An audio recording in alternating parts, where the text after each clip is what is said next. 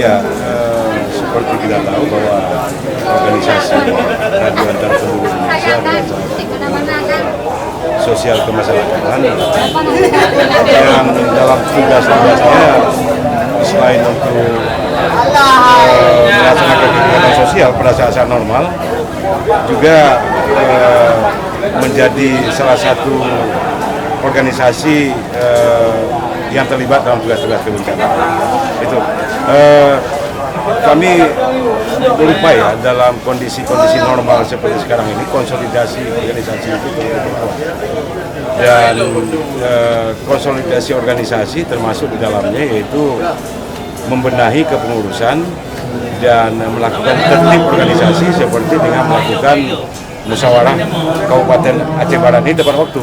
Artinya kalau periode di kabupaten kota itu 3 tahun, kita berusaha untuk selalu tepat waktu dan melaksanakan musyawarah. Karena itu bagi tertib organisasi. Dengan adanya kepengurusan yang solid, kita harapkan relawan yang berada di bawah kepengurusan tersebut bisa gampang dikoordinir untuk kegiatan-kegiatan sosial dan pada saat darurat bencana. Saya pikir itu yang tujuan hakikat tujuan dari organisasi ini dalam melakukan setiap konsolidasi atau musyawarah di tingkat kecamatan, di tingkat kabupaten kota, di tingkat provinsi atau di tingkat nasional sekalipun. Tujuannya adalah untuk agar pengurus itu solid. Dengan solidnya pengurus kita harapkan gampang untuk mengkoordinir anggota untuk tugas-tugas sosial kemasyarakatan, tugas-tugas yang terkait dengan bencana. Iya, sampai saat ini ada berapa Pak anggota Rapidi Aceh? Kalau se-Aceh ada 3.500 orang untuk data terbaru sampai dengan September, posisi September 2015 ada 3.500 dengan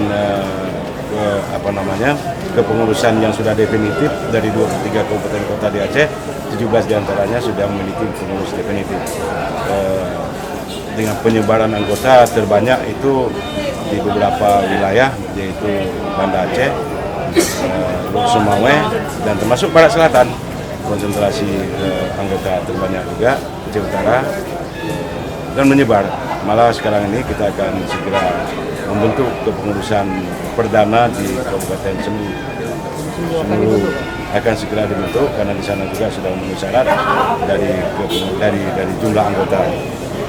Kita lihat memang jumlah anggota terus meningkat dari hari ke hari dan kita harapkan memang relawan Rapi ini terus bisa berkiprah di tengah masyarakat.